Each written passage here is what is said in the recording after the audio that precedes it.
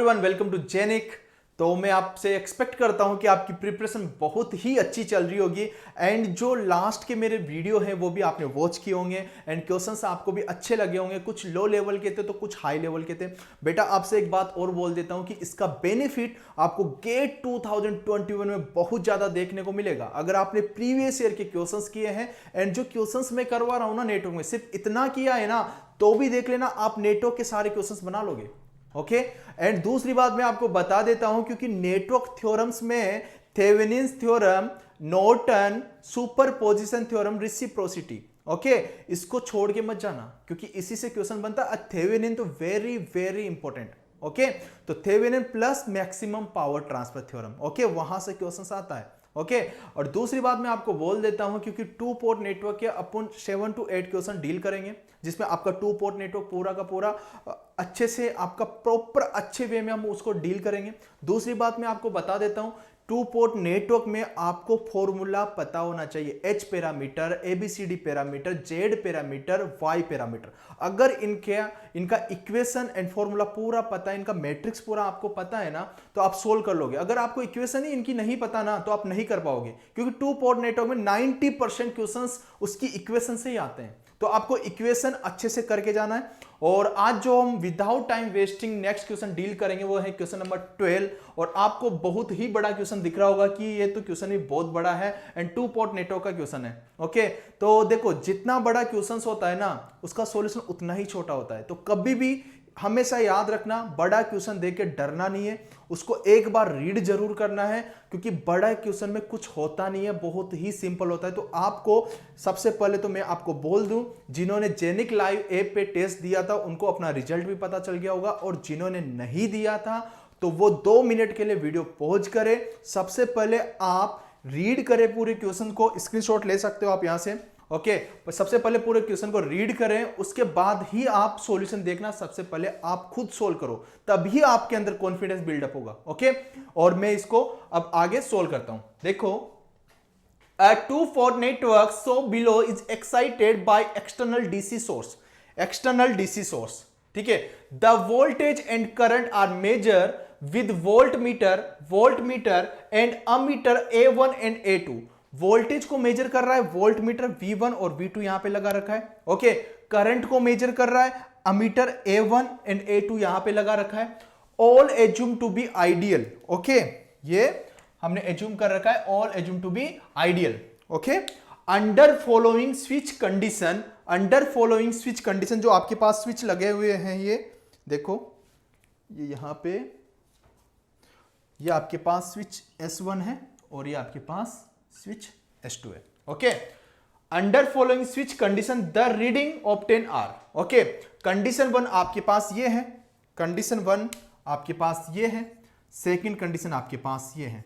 Okay the Z parameter matrix for this network, आपको Z parameter का matrix निकालना है। तो सबसे पहले तो बच्चों को प्रॉब्लम हो रही होगी कि बड़ा क्वेश्चन है, सबसे पहले तो पढ़ने में नहीं आ रहा, तो इतना लेंथी नहीं है बेटा। आपको सबसे पहले जो भी यहां पे गिवन है ना वो आपको वहां पे पुट करना है। दूसरी चीज आपको इक्वेशन पता होना चाहिए जेड पैरामीटर का। अगर इक्वेशन पता है ना तो आप कर लोगे। ओके तो सबसे पहले मैं इक्वेशन बता देता हूं आपको। ये 2 port network, this is V1 plus minus, this is I1, okay this is V2, this is I2। Current का डायरेक्शन बहुत ज्यादा इंपॉर्टेंट है बेटा। देखो I1 एंड I2, देखो कि V1 इक्वल्स टू क्या होता है, V1 equals to Z parameter Z11 I1 plus Z12 I2। Okay and V2 equals to Z21 I1 plus Z22 I2। Okay बच्चा लोग समझ में आया? आपको ये इक्वेशन पता होगी एंड ये इक्वेशन पता है तो सबसे पहले मैं कंडीशन 1 डील करता हूं। कंडीशन 1 क्या गिवन है, देखो यहां पे देखो कि S1 ओपन, स्विच 1 ओपन, मतलब ये आपके पास ओपन है। Okay switch 1 open, S2 close, S2 आपके पास क्या है क्लोज, मतलब ये इसने क्लोज कर दिया। ओके A1 इक्वल टू 0, मतलब अमीटर करंट आपका क्या है, 0। A1 का मतलब क्या है, I1। ओके, A1 यहां पे है तो देखो प्लस यहां पे है, नेगेटिव यहां पे, तो करंट का डायरेक्शन ऐसे है। ओके, मतलब I1 का वैल्यू 0 है। ओके, तो मैं यहां पे केस 1 लगा के लिख सकता हूं कि I1 equal to 0। Okay, then V1 equal to कितना है यहां पे, V1 equal to 4.5 voltage. Okay, V1 equal to 4.5 voltage and V2 equal to कितना है आपके पास, 1.5 वोल्टेज। क्योंकि ये तो क्लोज हो गया ना, अगर क्लोज होने के बाद जो यहां पे वोल्टेज था वही तो यहां पे वोल्टेज आएगा ना, तो आपके पास V2 कितना है यहां पे, V2 equal to 1.5 voltage. Next condition, A2 equal to 1 ampere. A2 का वैल्यू मतलब आपके पास I2 करंट का वैल्यू है। अब देखो यहां पे प्लस पोलरिटी, यहां पे माइनस पोलरिटी, मतलब करंट का डायरेक्शन ऐसे होगा। ओके, करंट का डायरेक्शन ऐसे होगा क्योंकि पॉजिटिव पे इंटर करेगी ना, तो मतलब I2 का वैल्यू यहां पे कितना गिवन है, 1 एम्पियर। बस स्विच 1 का कंडीशन आपको पता चल गया। ओके, स्विच 1 ओपन था, S2 क्लोज था, ये कंडीशन हमने वहां पे पुट कर दी। और ये कंडीशन पुट करने के बाद डायरेक्टली आपको फॉर्मूले में वैल्यू पुट करनी है, वैल्यू आ जाएगी आपके पास। डायरेक्टली ये वैल्यू आपको इस फॉर्मूले में पुट करनी है, आपके पास आंसर निकल के आ जाएगा। देखो कैसे, अगर I1 का वैल्यू 0 है, मतलब ये 0 है आपके पास, 0 है, और V1 इक्वल टू कितना हो गया आपके पास, V1 equal to Z12 I2 and V2 equal to Z22 I2। Okay, आपको V1 का वैल्यू भी गिवन है, V2 का वैल्यू भी गिवन है एंड I2 का वैल्यू भी गिवन है, तो डायरेक्टली लिख दो ना यार। V1 का वैल्यू कितना है, 4.5 इक्वल्स टू, इसका I1 का वैल्यू 0 है ना, तो ये तो 0 हो गया टर्म्स। यहां पे कितना Z12 एंड यहां पे I2 का वैल्यू कितना है, 1। I2 का वैल्यू कितना हो गया, 1, तो मतलब इंटू 1 करोगे या डायरेक्टली लिख दो, तो मतलब आप बोल सकते हो कि Z12 कितना हो गया आपके पास, 4.5। ओके, एंड नेक्स्ट इसमें भी वैल्यू पुट कर दो। V2 का वैल्यू कितना है आपके पास, 1.5, I1 का वैल्यू 0।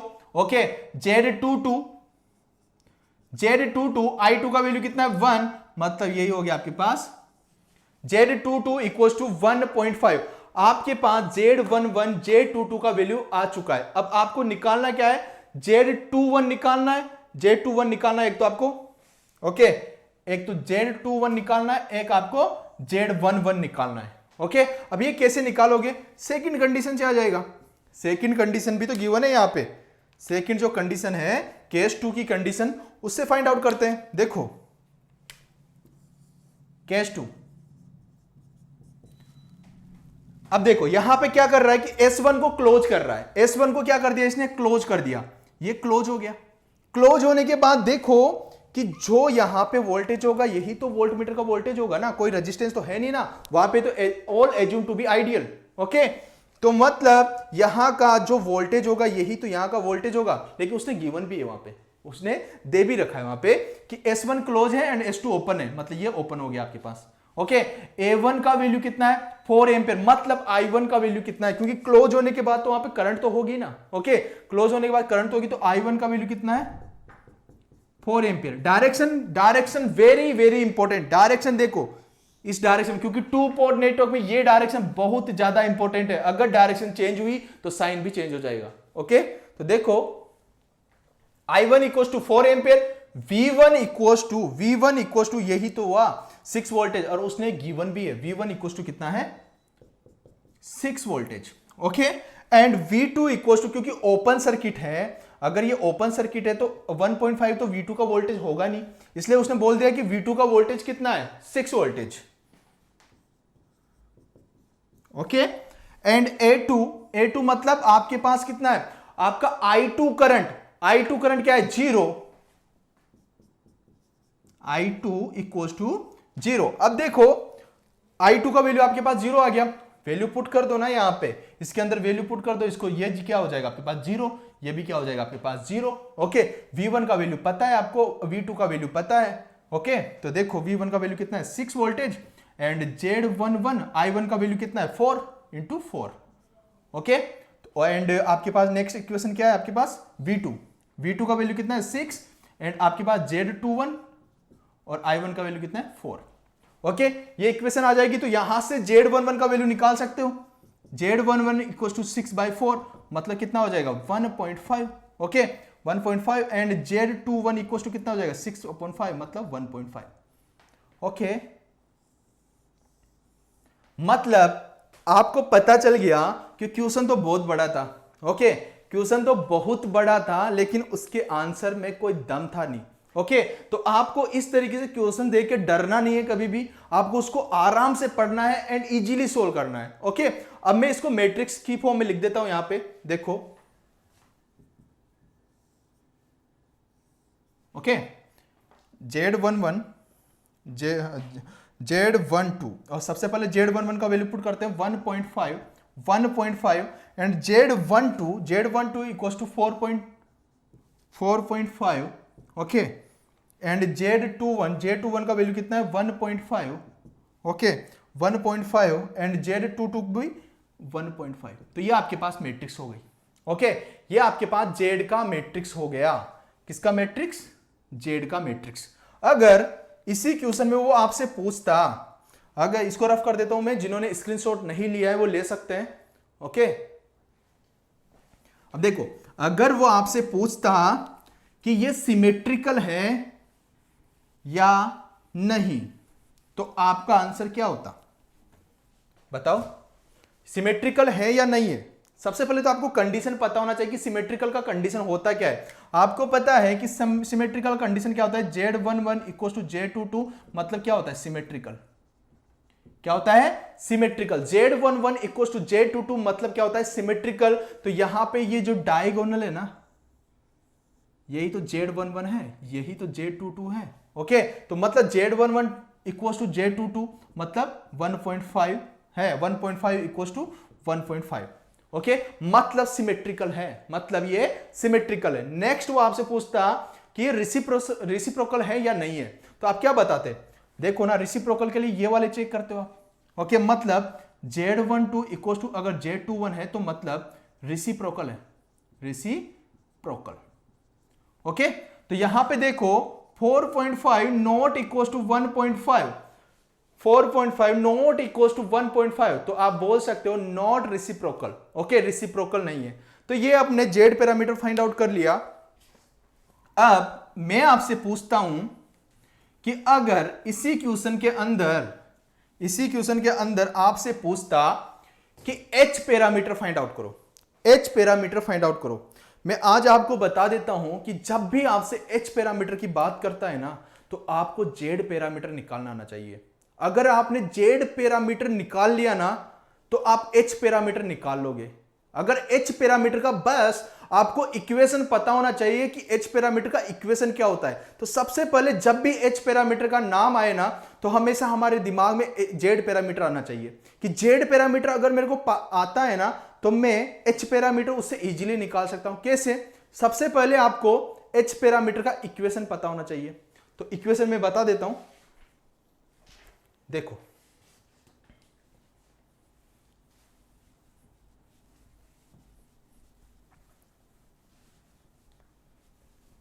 देखो H parameter hybrid parameter, H parameter का इक्वेशन होता क्या है? तो आप बोलोगे V1 I2 equals to I1 plus V2। Okay H11 H12 equals to H21 I1 plus H22 V2। Okay यही होता है ना, चेक कर लो एक बार। V1 equals to H11 I1 plus H12 V2 और I2 equals to H21 I1 plus H22 V2। Okay and जो Z parameter आपने निकाला तो उसको इक्वेशन में रख सकते हो ना आप। इक्वेशन में कैसे रखोगे? क्योंकि V1 इक्वल्स टू Z11 का वैल्यू कितना है 1.5, 1.5 प्लस 1.5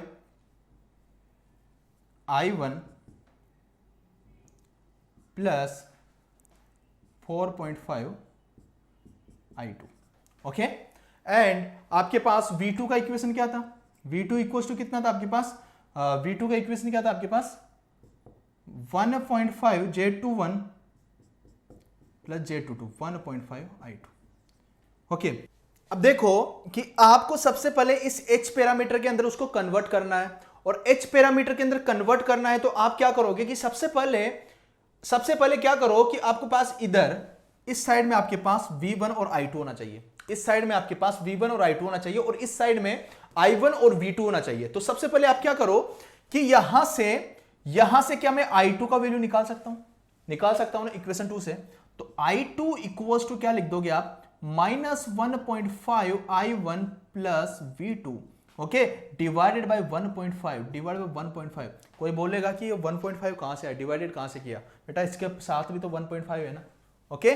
तो आपके पास कितना हो जाएगा, -I1 plus V2 divided by 1.5, ये तो हो गया आपके पास I2, ओके। अब इसी I2 को कहां पे पुट कर दो, इक्वेशन 1 के अंदर, इसी I2 को कहां पे पुट कर दो, इक्वेशन 1 के अंदर। तो आपके पास क्या हो जाएगा, V1 equals to 1.5 I1 plus 4.5 and minus I1 plus V2 divide by 1.5, okay, put कर दिया। तो आप देखोगे कि V1 इक्वल्स टू क्या हो जाएगा आपके पास, सोल्व करो इसको मल्टीप्लाई करोगे तो यहां पे कितना हो जाएगा, -4.5 एंड यहां पे क्या है 1.5, मतलब -3I1, ओके। अंदर मल्टीप्लाई होगा 4.5 तो मतलब 1.5 से 3 टाइम्स कट हो जाएगा, ओके, 3 टाइम्स कट हो जाएगा तो मतलब +3V2, ओके। एक इक्वेशन आपके पास ये आ चुका है, तो इसको मैं बोल देता हूं इक्वेशन, इसको 3rd और इसको 4। अब देखो आपके पास इस साइड में V1 और I2 आ चुका है, इस साइड में आपको क्या चाहिए था, I1 और V2। देख लो I1 और V2 आपके पास H पैरामीटर फाइंड आउट हो चुके हैं, ओके। तो इसको H मैट्रिक्स के अंदर लिख सकते हो ना, V1, ओके, यहां पे -3 एंड वहां पे कितना हो गया, -1 एंड 1/1.5, मतलब 0.67 समथिंग यहां पे आएगा। ये हो गया आपके पास H11, H12, H21, H22, okay. तो जितना बड़ा क्वेश्चन होता है ना उसका आंसर भी उतना ही छोटा होता है। तो आप यहां से जितना भी इस क्वेश्चन के अंदर पॉसिबिलिटी थी वो मैंने निकाल दिया है, ओके। तो आपको भी किसी भी क्वेश्चन को छोड़ के नहीं जाना है, आपको इस तरीके से अच्छे से तैयारी करनी है। एंड नेक्स्ट क्वेश्चन हम अच्छा सा क्वेश्चन लेके आएंगे और 2-3 क्वेश्चंस लेंगे जो कि गेट के लिए बहुत ज्यादा बेनिफिशियल होंगे 21 के लिए। तो उसके अंदर हम 2 पोर्ट नेटवर्क भी पूरा कंप्लीट कर लेंगे एंड इसके बाद हम फेजर पे जाएंगे, फेजर के क्वेश्चन लेंगे बहुत अच्छे वाले। तो कंटिन्यू बने रहिए एंड एंजॉय कीजिए, ओके, थैंक यू।